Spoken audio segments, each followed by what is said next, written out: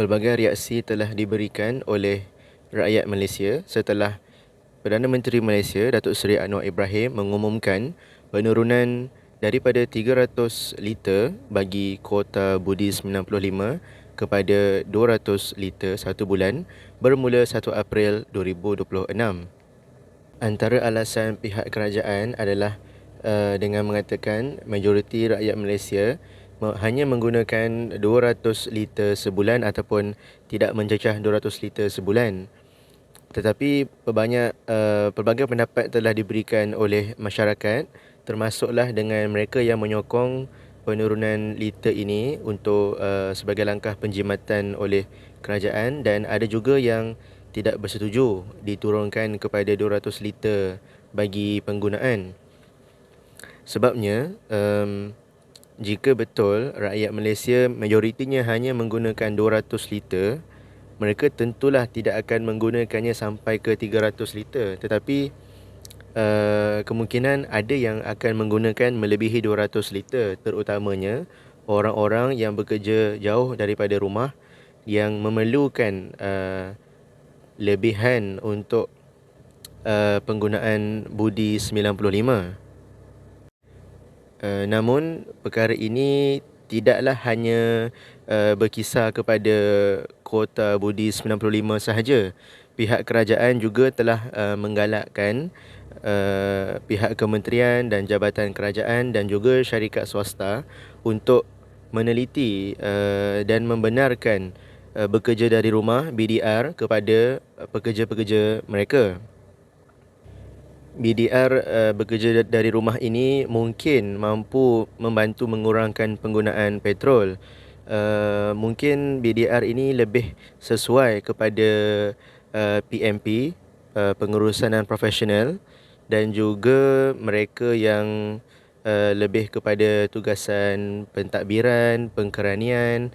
Jadi mereka lebih sesuai, tapi kita juga maklum bahawa orang yang bekerja sebagai barisan hadapan, front line, seperti anggota polis, bomber, mereka tak dapatlah. Jadi yang itu masyarakat kena maklumlah. Apa-apa pun, pada pendapat saya, pihak kerajaan sudah buat yang terbaik dalam mengawal keadaan semasa. Walaupun kita tahulah tidak ada pihak kerajaan yang sempurna, walaupun ada yang akan mengungkit apa yang pernah dikatakan oleh Perdana Menteri pada ketika dahulu ketika beliau menjadi pihak pembangkang. Tapi pada saya, apa yang kita patut lihat sekarang ialah negara kita Malaysia berjaya mengawal subsidi petrol kita hanya kepada rakyat Malaysia melalui IC dan juga lesen. Kerana selama ini berpuluh-puluh tahun petrol subsidi kita telah digunakan oleh warga asing yang orang kata apa, menikmati subsidi yang patut hanya rakyat Malaysia sahaja terima. Tapi itulah sebab kita sebelum ini kita ada mendengar bahawa ada pihak yang tidak bersetuju dengan 300 liter yang diberikan. Tetapi sekarang apabila daripada 300 liter diturunkan kepada 200 liter, kita lihat jugalah ramai yang baru mahu menghargai apa 300 liter yang diberikanlah. Bukanlah kita kata kita menyokong apa yang pihak kerajaan buat semuanya. Tidak ada yang sempurna. Tapi pada pendapat saya secara peribadi, jika mana-mana kerajaan memerintah yang melaksanakan